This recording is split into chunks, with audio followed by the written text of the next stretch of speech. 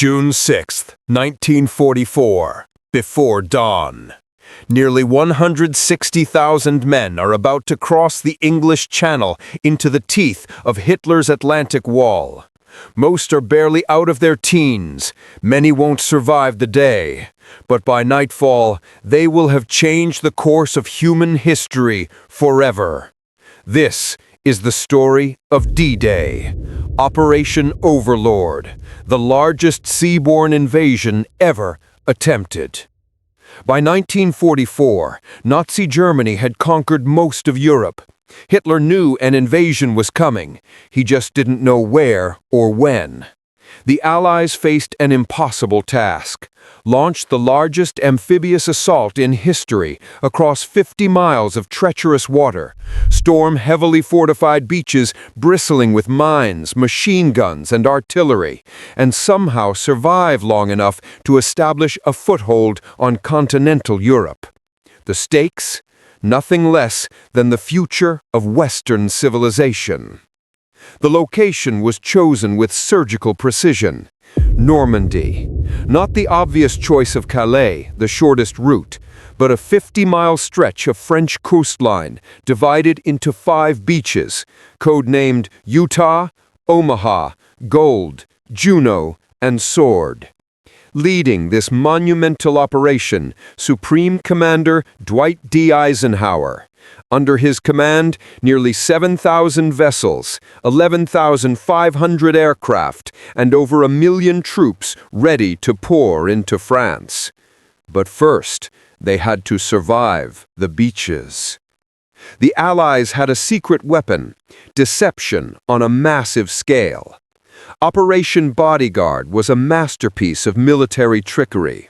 Fake radio transmissions, inflatable tanks, even a phantom army supposedly commanded by General George Patton, positioned in southeast England, aimed at Calais. The Germans bought it. Hitler kept his strongest forces at Calais, waiting for an invasion that would never come. But even the best-laid plans need luck, and on June 4th, that luck ran out. Storms ravaged the English Channel. Eisenhower faced an agonizing decision: delay and risk discovery, or launch in terrible weather and watch men drown before they even reached the enemy. His meteorologists predicted a brief window, just 24 hours, when conditions might improve. At 4 a.m. on June 5th, with the weight of the world on his shoulders, Eisenhower gave the order that would echo through history. "Okay, let's go." Shortly after midnight on June 6th, the sky over Normandy filled with parachutes. 24,000 American, British, and Canadian paratroopers dropped into the darkness, the tip of the Allied spear. Their mission? Secure bridges, destroy gun batteries, and cause chaos behind enemy lines. But the jump was a disaster. Thick clouds scattered the formations. Men landed miles from their objectives. Some drowned in fields deliberately flooded by the Germans. Others were cut down before they hit the ground. Yet, somehow, out of this chaos came courage. Small groups of soldiers, often just handfuls of men from different units, banded together and fought on. They captured the vital bridges at Pegasus and Horsa. They seized the town of Sainte-Mère-Église, the first French town liberated. And they held on. Because at 5:50 a.m., as the first light of dawn broke over the horizon, the naval bombardment began. 6 battleships, 20 cruisers, 65 destroyers, all unleashing hell on the Atlantic Wall. The invasion fleet, the largest armada ever assembled, was on its way. At 6:30 a.m., the first wave hit the beaches. Utah Beach was lucky, and Omaha Beach became hell on earth. Strong currents pushed the 4th Infantry Division south of their intended landing zone, right into a lightly defended sector. Brigadier General Theodore Roosevelt Jr., son of the former president, made the call, "We'll start the war from right here."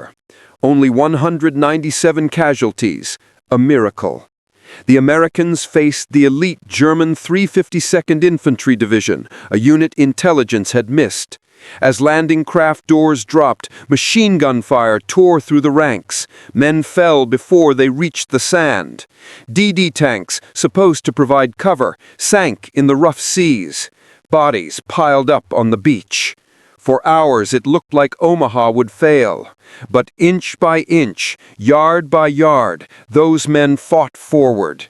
Destroyers came in dangerously close to shore to provide covering fire. Small groups found gaps in the defenses.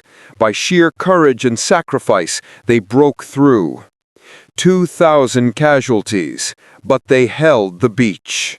At Gold, specialized tanks, Churchill AVREs armed with massive demolition charges, smashed through concrete fortifications.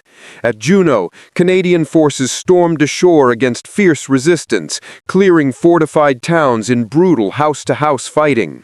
And at Sword, the British 3rd Division pushed inland, piped ashore by Private Bill Millen playing his bagpipes under fire, because Lord Lovat's personal piper would not be silenced by enemy bullets. By nightfall, Allied forces had established 5 separate beachheads. The Atlantic Wall had been breached. The numbers tell only part of the story. 10,000 Allied casualties on D-Day, 4,414 confirmed dead. The youngest was just 16 years old. The oldest was 58. But they succeeded. Where Hitler had built an impregnable fortress, these men, ordinary people thrust into extraordinary circumstances, punched a hole that would never be closed. Within a month, nearly 1 million Allied troops would pour through that gap. Within a year, Nazi Germany would surrender. The soldiers who stormed those beaches saved the world from darkness.